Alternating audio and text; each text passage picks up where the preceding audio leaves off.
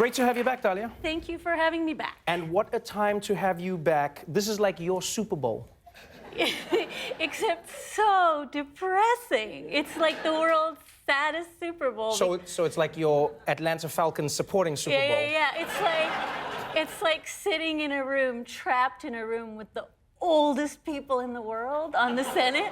Somebody, I think Jeff Toobin tweeted that the combined age of the first 4 questioners this morning in the Senate was 2,000 years old. Like, it was really old. Let's for those who don't know, you are really an expert who's dedicated your time to the Supreme Court. We haven't seen a more exciting time in the Supreme Court. And Neil Gorsuch has really upped the stakes because he is Trump's pick. On the surface, he's qualified, and yet the Democrats don't know what to do. Do they block him and lose, or do they not block him and lose? Right. I mean, I think it's like, do we get rolled today? Yes. Or do we get rolled in a couple of years when we get rolled again when Justice Kennedy or Justice Ginsburg steps down? Or do we get rolled both times? And so there's this real tension about, is this the hill do we want to die on? Filibuster, cloture, words I don't understand, three-dimensional chess. And meanwhile, as you've probably seen, he is sailing through. He's having a great time. I wondered this when watching it today. Do the questions actually matter, and does the hearing itself actually, like, is there ever a senator who goes, you know what, you just changed my mind? Lindsey Graham is a force of nature, and he likes to talk about how he one time voted for Sonia Sotomayor, even though he's a Republican, and that everybody should be like him. So that's generally his posture is, everybody here is terrible. I am outstanding. Because one time I voted for Sotomayor, he calls her. And that's like the line that he keeps going back to. But it doesn't seem like people are going to change their minds. Gorsuch, a lot of people have said, is sailing through. What does sailing through mean, though? Does it mean he doesn't have skeletons? Does it mean he knows what he's talking about? So I think that one of my favorite moments today, Trevor, was when Chuck Grassley, who's the chairman of the Judiciary Committee from the Republican side, said, I don't want you to talk about anything you've ever decided or anything you're going to decide. Anything that's political or anything that's not political.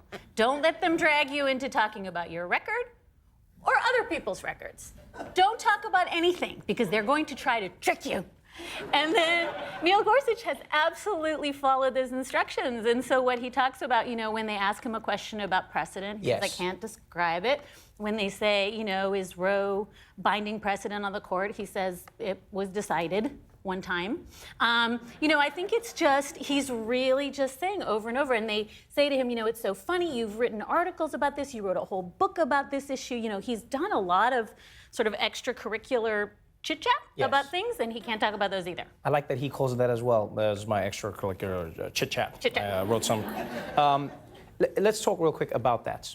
People talk about Neil Gorsuch, and they say he is very right-leaning. The argument from many conservatives is, yes, but he's a constitutionalist, and so he will stick to the Constitution. He cannot undo, Roe v. Wade, or will not undo, gay marriage laws. But that's not true, is it? Well, I mean, 2 things. One, there's a difference between what you can do on the federal appeals courts and what you can do when you are a justice of the Supreme Court. So to say, I've never overturned any cases has almost no meaning until you've been on a court and in a position to overturn cases. So it's already a sort of strange thing. Nothing he's done in the past suggests that he's going to do X or Y, but we don't know. It's a whole different ballgame. The rules are different at the Supreme Court. Do you think he'd want to? Well, certainly he has written he's written concurrences and dissents, and he's written things that suggest that there are cases. There's one case called Chevron that has nothing to do with filling stations, but it has to do with deference to federal agencies, and he's called it the elephant in the room. We need to get rid of it. So he's certainly been very open about the fact in his judicial writing that there are some cases that he really thinks sucks and that the court should re-examine them. But when he's asked even about that, when he's asked, well, so clearly you've got a marker for what kinds of cases you think maybe need to be revisited, and he can't talk about that. If he is someone... That's a good impression of him that you do, actually. That's really nice. You spent a lot of time in that room. I can't talk about that. The elephant in the room is the fact that Merrick Garland was meant to be in that seat. Merrick Garland was someone who was picked by a president. He's a judge that was picked by a president who had every right to pick him. Republicans came out and said, we can't pick him because Obama is a lame duck, which was insane. But Gorsuch taking this job, what does that mean for the Supreme Court as an institution going forward? Well, I want to just start by telling you that Senator Al Franken today directly asked him how he feels about the politicization of Garland and whether he thinks that Garland was mistreated. And it will surprise you not at all to hear that Gorsuch could not talk about that. We don't know exactly what he thinks. Yes. We know that, look, this is unprecedented. We've now had a vacancy at the court for more than a year.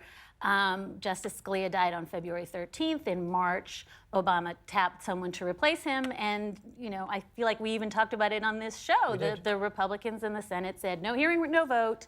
We're not even going to have courtesy meetings with Garland because Obama doesn't get to pick someone in his third year by some metric that we still don't know what that rule is, but it's like a thing now.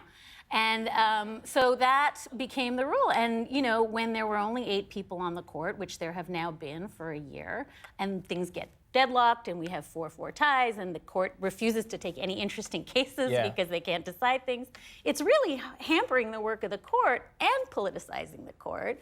And yesterday, Republicans on the Judiciary Committee, having blocked Merrick Garland for a year, turned around and were like, we got to hurry this thing up. It is unseemly that the court is not being treated as a judicial enterprise that has its integrity, and we have to revere that and depoliticize this right now.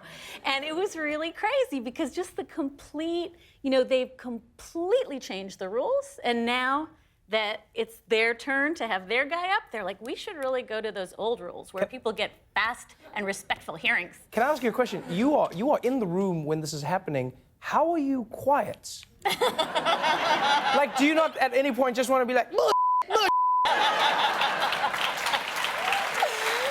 You're professional. I'm going to give you that. You're super professional. We're loving your writing. We're following everything that you're talking about. Thank you so much for joining us again on the show, and good luck with Gorsuch, and I'm glad that you can talk about it. Thank you for having me. Thank you so much for being here again. Dahlia Lithwick, everybody.